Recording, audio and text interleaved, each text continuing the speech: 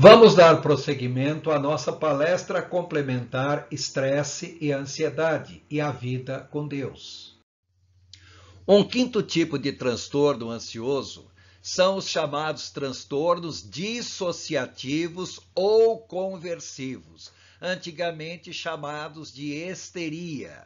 Esse termo histeria está caindo em desuso porque hister quer dizer útero, porque se pensava antigamente que só mulheres que são portadoras de útero é que podiam sofrer de tais tipos de transtornos. Hoje em dia sabe-se que homens também podem ser afetados e homens não têm útero.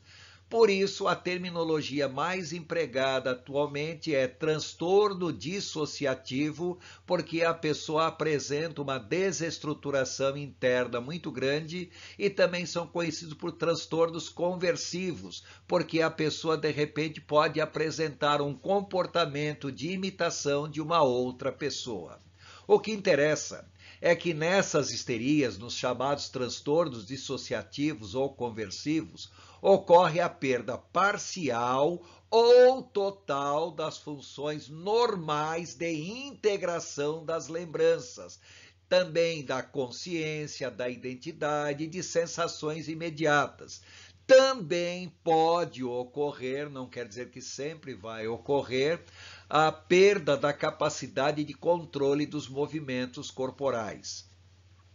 Esses transtornos dissociativos ou conversivos podem evoluir para uma condição crônica, como, por exemplo, paralisias, que são perdas de movimento, ou anestesias, que são perdas de sensações parciais ou totais em alguma área do corpo, até mesmo no corpo todo.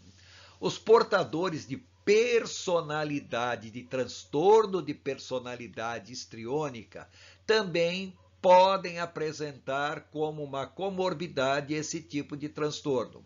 O que é personalidade histriônica? São pessoas que têm um comportamento exagerado, alta teatralidade, altamente sugestionáveis, carentes de atenção, etc.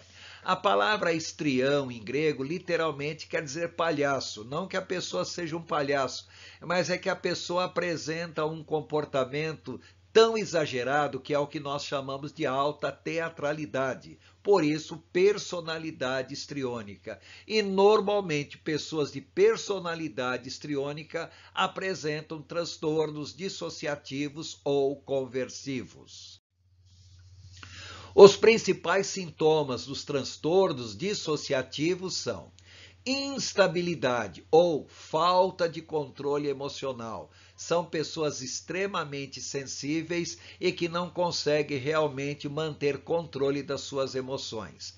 Também os chamados transtornos psicossomáticos, como paralisias parciais ou totais, anestesias parciais ou totais, cegueira, surdez, mudez, vômitos, soluços e assim por diante.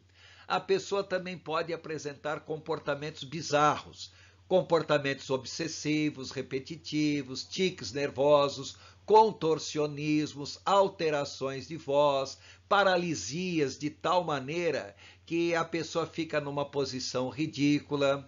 Agora, o que interessa é que pessoas sujeitas a esse tipo de transtorno, elas apresentam alto poder de sugestão, ou seja, podem gerar um contágio emocional muito grande. E isso é bastante comum naquilo que nós chamamos de histerias coletivas.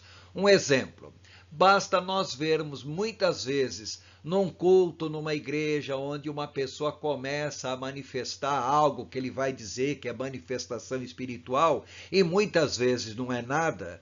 O que acontece é que uma pessoa que tem esse tipo de transtorno conversivo, dissociativo, vai se sentir de tal maneira que vai imitar aquele comportamento, mesmo que não seja a sua vontade. A pessoa não terá controle sobre essa imitação. E isso pode ser, muitas vezes, levar o público a pensar que o que está acontecendo ali são manifestações espirituais coletivas, quando na realidade não passa de uma simples histeria coletiva. Um sexto tipo de transtorno ansioso é o chamado transtorno obsessivo compulsivo, ou TOC. Esse tipo de transtorno ele é bastante comum, atinge uma boa parte das pessoas que têm alguma forma de ansiedade. No transtorno obsessivo compulsivo, ele se caracteriza por apresentar, ou a pessoa apresenta, ideias obsessivas, ou seja, pensamentos fixos que não saem da sua cabeça, e comportamentos compulsivos recorrentes, aonde a pessoa não tem condições de controlar esse tipo de comportamento. As ideias obsessivas são pensamentos, representações ou impulsos repetitivos, estereotipados e desprazerosos, mas a pessoa não consegue tirar isso da cabeça de maneira nenhuma. Pensamentos de morte, pensamentos de culpa, pensamentos de vergonha, e a pessoa se sente de tal maneira controlada que a sua mente não se afasta disso. Por outro lado, os comportamentos obsessivos, eles podem se caracterizar muitas vezes também por rituais compulsivos. São gestos e atividades repetitivas, estereotipadas, desprazerosas do mesmo modo. Por exemplo, a pessoa começar a lavar a mão exageradamente, dezenas de vezes seguidas, a pessoa não conseguir tocar em determinado objeto, não ficar em ambiente onde tem mais pessoas com medo de ser tocada por alguém ou com medo de tocar em alguém. O que interessa para nós é entender que tais rituais reduzem a aflição causada por pensamentos inaceitáveis e obsessivos. Reduzem, mas na realidade, no fim, não trazem alívio nenhum. Ao contrário, esses rituais acabam escravizando a pessoa. O TOC acompanha alguma crise de ansiedade ou depressão. E essa ansiedade se agrava conforme a pessoa tenta resistir aos pensamentos obsessivos e aos comportamentos compulsivos. Quanto mais ela tenta resistir e superar, mais ela se sente dominada pelos pensamentos obsessivos e pelos comportamentos compulsivos. As obsessões e compulsões mais comuns são aquelas, em primeiro lugar, relacionadas à limpeza. Tanto limpeza corporal, a pessoa lavar a mão várias vezes, tomar banho várias vezes, lavar o mesmo objeto várias vezes, por mais limpo que o objeto já esteja. Também existem aquelas obsessões ou compulsões relacionadas à organização, ordem e simetria de objetos.